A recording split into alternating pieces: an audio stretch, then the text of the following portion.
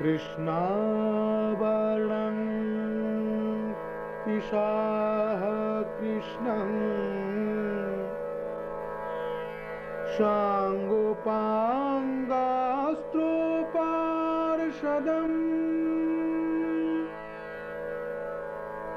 Jagaisham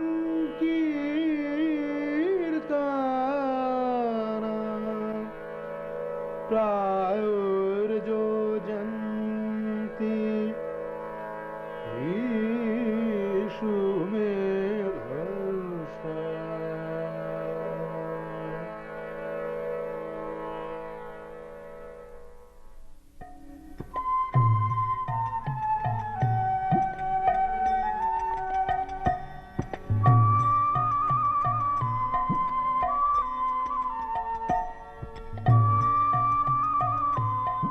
From high in the snowy Himalayas, the sacred river Ganges flows across the plains of India for 1,600 miles before it reaches Mayapur in Navadvip, West Bengal. In this holy land is a temple that marks the birthplace of Sri Caitanya. Today, pilgrims journey to Mayapur annually to celebrate the anniversary of Lord Chaitanya's appearance. They know of Lord Caitanya as the boy genius who casually defeated the greatest scholars, the young revolutionary who organized India's first civil disobedience movement, the social reformer who transcended the rigid Hindu caste system, the supreme renouncer to whom common people, religious leaders, and even kings bowed. And above all, they know of Sri Caitanya as the perfect devotee who blessed the world with Sankirtan, the congregational chanting of the holy names of God. Here at his birthplace, they worship Sri Caitanya on the lap of his mother, Sachi Devi.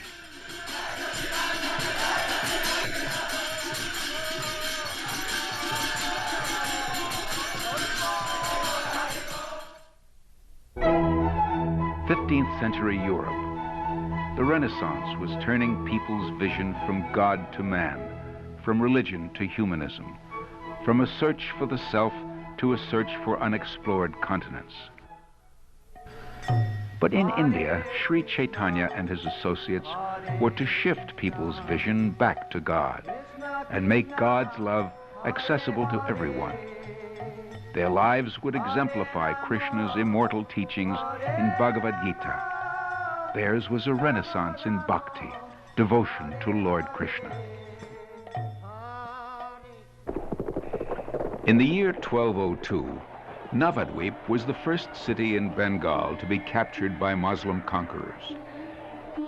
Despite foreign rule, Navadvip's people, masters at their occupations, were blessed with wealth and happiness. Navadvip's fame as a center of learning attracted students and erudite teachers from various countries.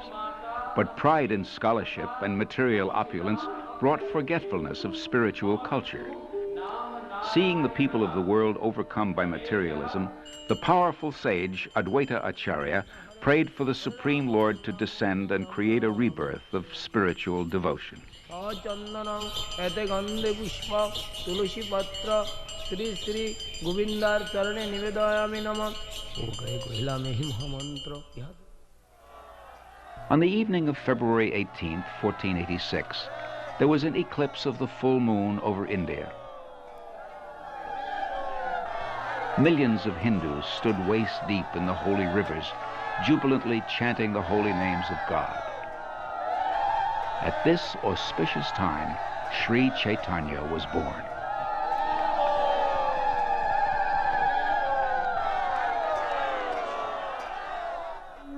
A learned astrologer studied the baby's horoscope and saw all the symptoms of Lord Krishna. He declared, Nimai is destined to make the whole world peaceful. The child was called Nimai because he was born under a neem tree. Visitors noticed that Nimai's features strikingly resembled those of Lord Krishna. When the beautiful infant cried, only the loud chanting of Krishna and Hari would make him stop.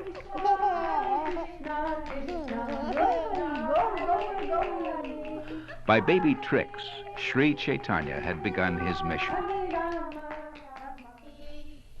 As a boy, he soon surpassed all the other students and became known as a pundit or scholar. At 16, Nimai Pandit opened his own school and attracted many pupils. Although the people considered him an ordinary mortal, he was undoubtedly their greatest teacher in all branches of knowledge. Both Hindus and Muslims loved him. By this time, Nimai was a householder.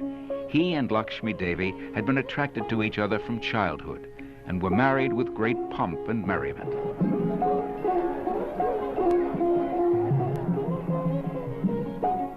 One day, Keshava Kashmiri, a proud and brilliant scholar who was undefeated in debate, came to Navadvip.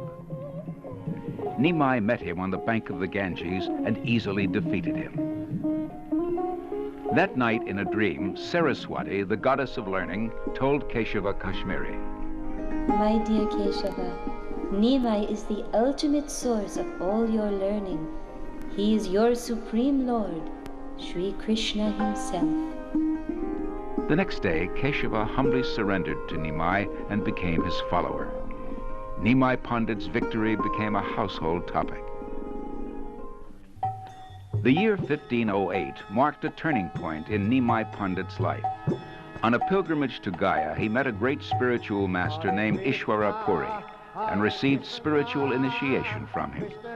Ishwara Puri told Nimai, If you want to make spiritual progress, simply chant Hare Krishna. There is no religious method more sublime in this age than Sankirtan, or glorifying God by chanting His holy names. Nimai began chanting and returned to Bengal full of ecstatic love for Krishna. People were astonished at the change in him. From this point on, he who had been supreme among all logicians and debaters would now give himself fully to popularizing Sankirtan. He would show people how to become a devotee of Krishna. In this house, every night for a year, Nimai led his associates in Sankirtan: Nityananda Prabhu, Advaita Acharya, Gadadhar, Srivas Thakur.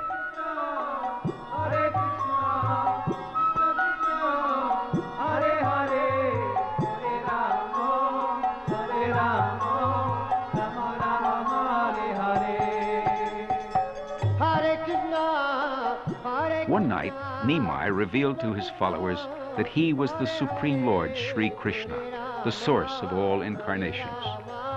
Thus, all the devotees became fully confident that Nimai was the Supreme Personality of Godhead. One of Nimai's associates was Haridas Thakur. Imbued with love of God, Haridas chanted Hare Krishna with implicit faith and purity throughout the day and night. But he was rejected by caste-conscious Hindus because of his Muslim birth. Nimai, however, recognized Haridas as an exalted devotee. Another close associate of Nimai was Nityananda Prabhu. Every day, Nityananda and Haridas went from house to house, asking everyone they met to chant the holy name of the Lord. One day, they approached Jagai and Madhai, two drunken brothers. The enraged Madhai attacked Nityananda with a broken pot.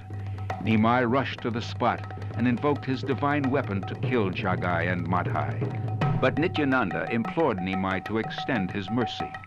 The brothers, moved by Nityananda's compassion, surrendered at Nimai's feet and gave up their sinful ways. The spiritual ecstasy of chanting could no longer be contained. It burst forth in the minds and hearts of the people of Navadvip.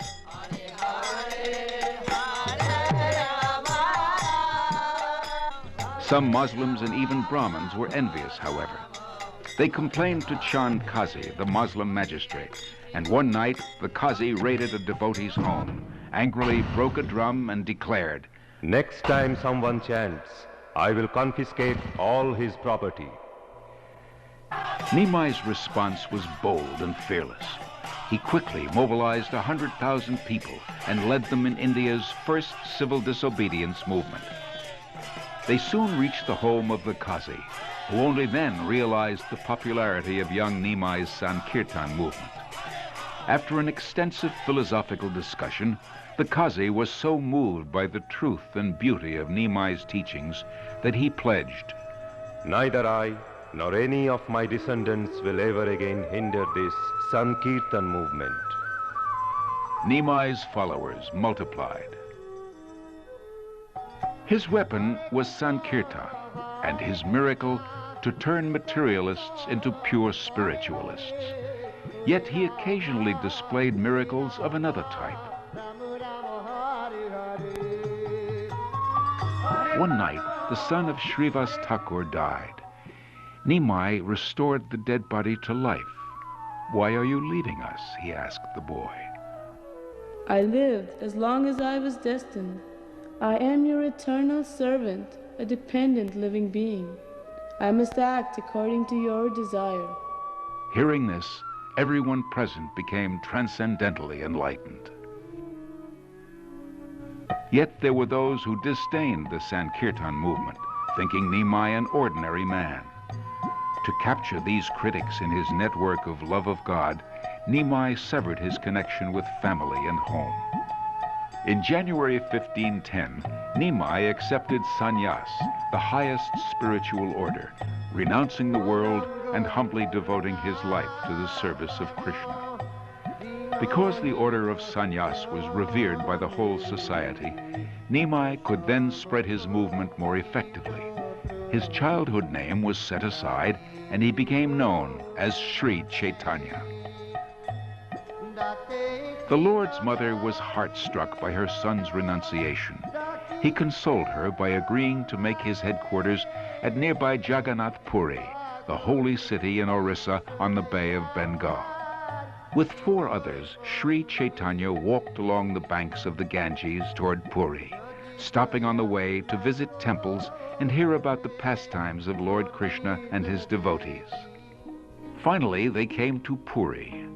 On seeing the temple of Lord Jagannath, Sri Caitanya immediately became ecstatic, and when he entered the temple, he was so overwhelmed with love of God that he fainted.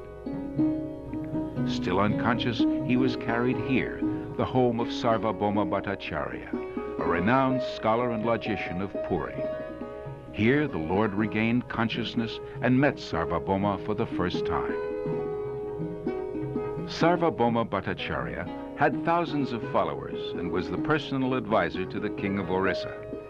Yet, after 1 week of discussions, the elderly Sarvabhauma realized that the absolute truth is not impersonal, but is Krishna himself. He became an ardent disciple of the 24-year-old Sri Caitanya. The whole city was amazed.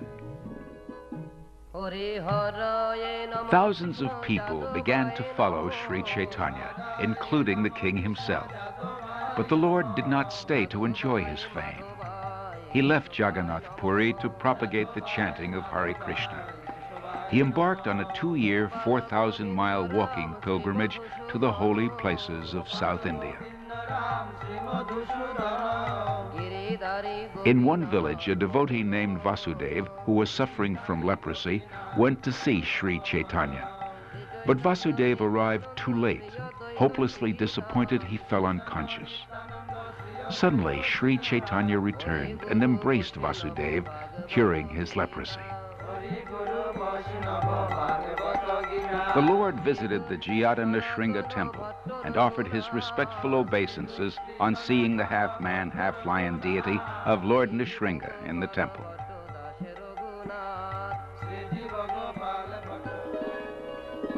When Sri Caitanya was chanting near the Godavari River, Ramananda Roy, the governor of Madras and a highly advanced devotee of Krishna, came there.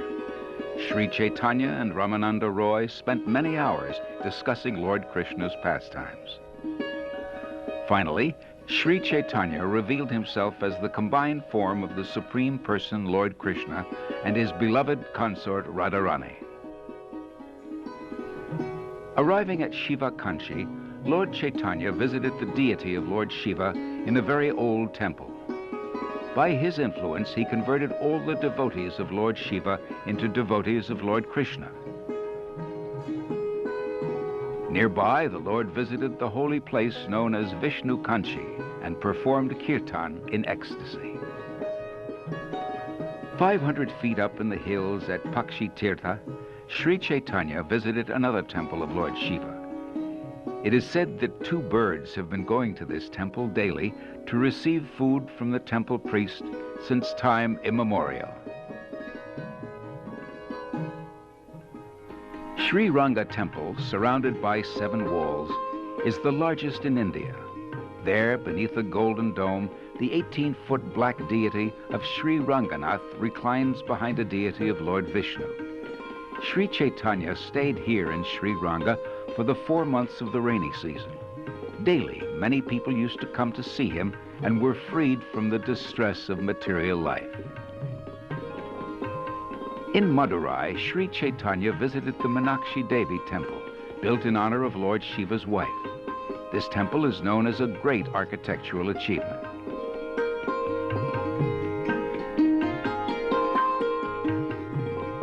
The Lord saw the Malaya Parvata mountain range at Cape Comorin, the southernmost tip of India.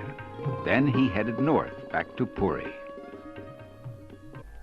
On the way, he became ecstatic when he reached the Adi Keshava temple, where a small deity circumambulates the area every day.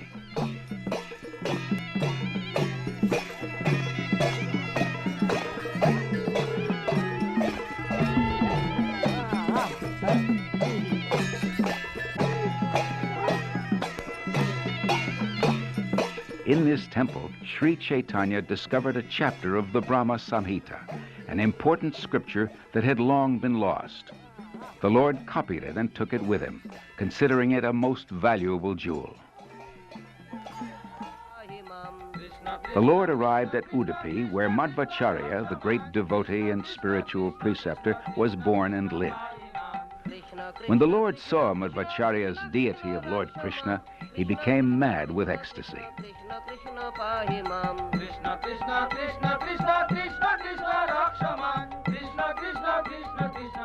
As the Lord passed through towns and villages, many people came to see him.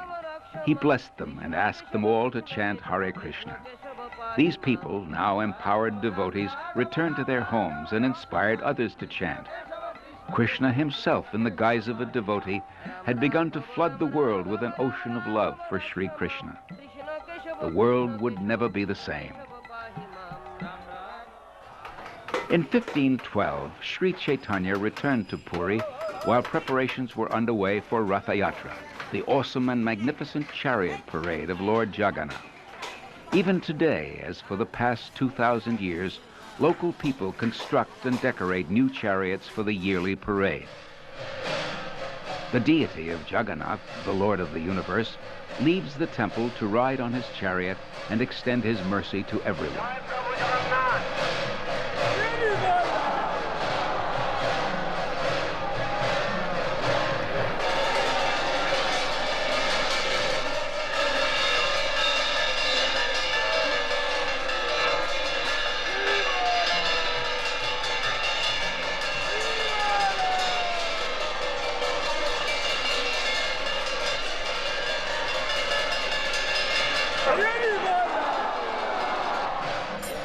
Accompanying Jagannath on similar chariots are his elder brother Balaram and his sister Subhadra. Yearly, hundreds of Sri Chaitanya's followers from Bengal journeyed to Puri to join him in Ratha Yatra.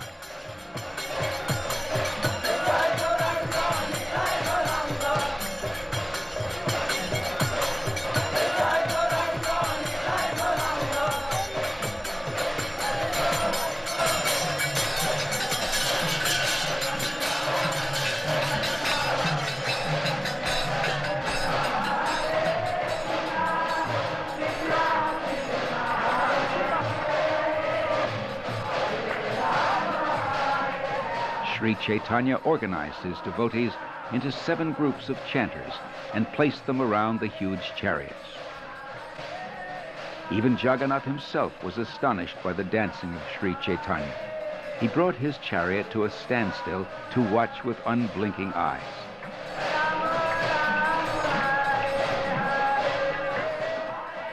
Jagannath is Krishna. and this celebration commemorates the time when Krishna was led from the unsurpassed majesty of his kingdom to the rural village of Vrindavan, where he had passed his childhood. The devotees emotionally carried Krishna back to Vrindavan by the intensity and purity of their love for him.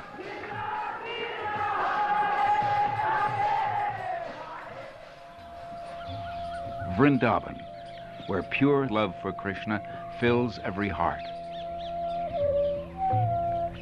Sri Caitanya had wanted to come here for years, and finally, early one autumn morning, he left Puri and headed west toward the land of Krishna. On the way, he passed through the forest of Jarikanda. Attracted by the Lord's deep love of Krishna, the wild animals gave up their old enmities and began to chant with him.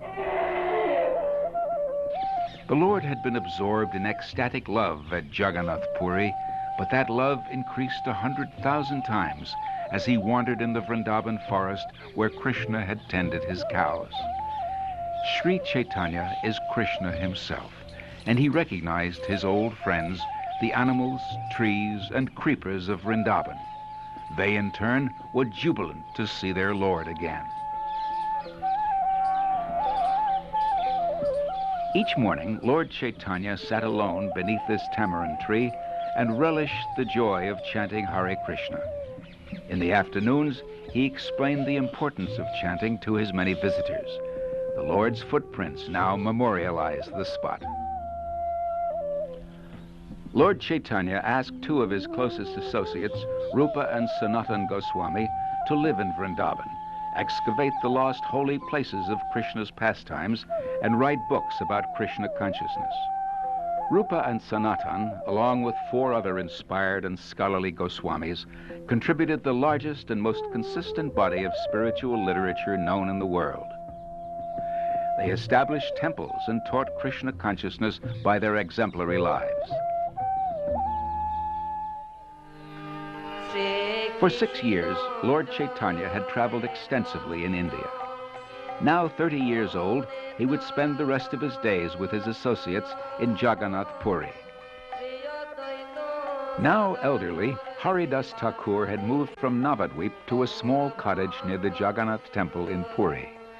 Because he had been born an outcast, Haridas was not allowed in the temple.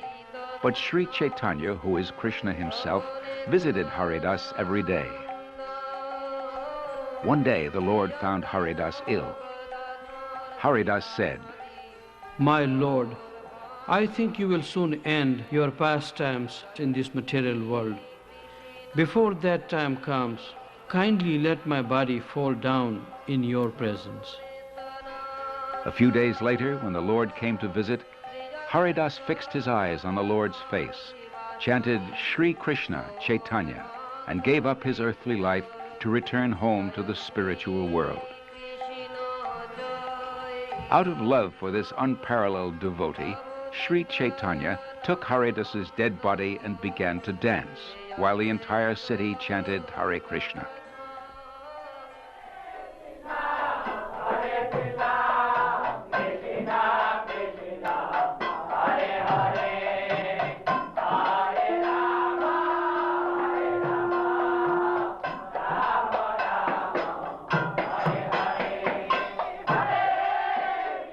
To honor Haridas's passing, the Lord collected sanctified food and distributed generous helpings to all the devotees, saying, "All glories to Haridas Thakur, who attained perfection by chanting the holy name of the Lord." Sri Caitanya stayed in Puri for 18 years. Each day he would chant and dance in the temple and instruct the countless people who came to him. At night he stayed in this room called Gambira, where his sandals and water pot are enshrined today. Overwhelmed by the glorious sweetness of ecstatic love for Krishna, he experienced inconceivable transcendental emotions.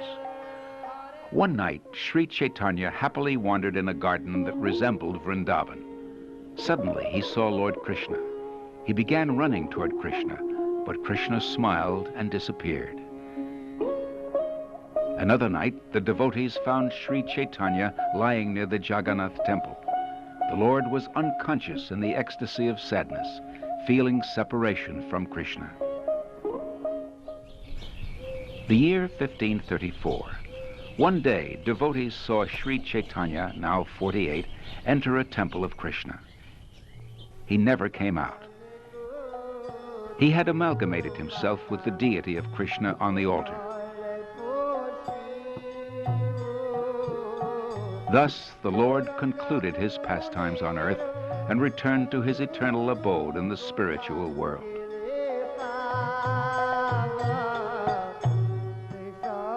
The immortal culture of Krishna consciousness, as presented by Sri Caitanya, has been passed from one generation to the next through a succession of great realized teachers, including His Divine Grace A.C. Bhaktivedanta Swami Prabhupada, founder Acharya of the International Society for Krishna Consciousness. Srila Prabhupada wrote more than 60 books on Lord Chaitanya and Krishna consciousness. He founded schools, temples, and farming communities on 6 continents. He installed deities of the Supreme Lord throughout the world, and he inaugurated the chariot parade and distribution of sanctified food worldwide. It was Srila Prabhupada who carried Sri Chaitanya's storehouse of love of God beyond the shores of India and began to fulfill Sri Chaitanya's prediction, "One day my names will be chanted in every town and village in the world." In 1984, Srila Prabhupada's disciples began an 18-month walking pilgrimage, retracing Lord Chaitanya's route throughout India, reminding millions of his great spiritual message.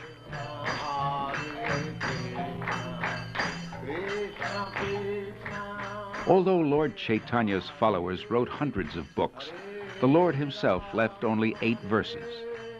"My dear Lord Krishna," he prayed, "let there be all victory for the chanting of your holy names, which cleanses the heart and stops the miseries of material existence. They are the prime benediction for all living entities, the life of all transcendental knowledge, and they enable one to taste full nectar at every step.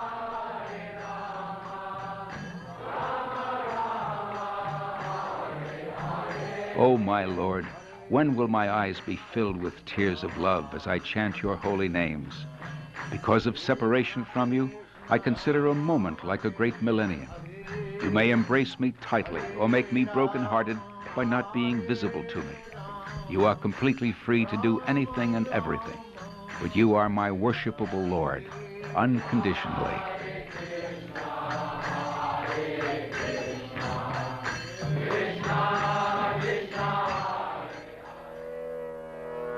Namah Mahabodhanyaya Krishna Prem Pradate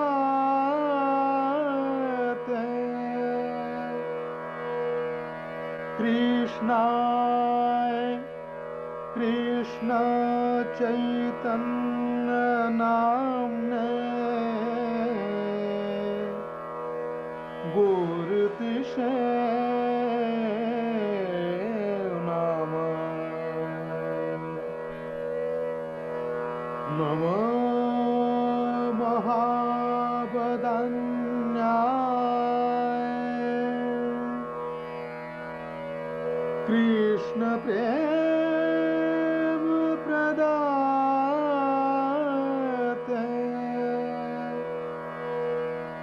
Krishnaya Krishna Chaitanya Namne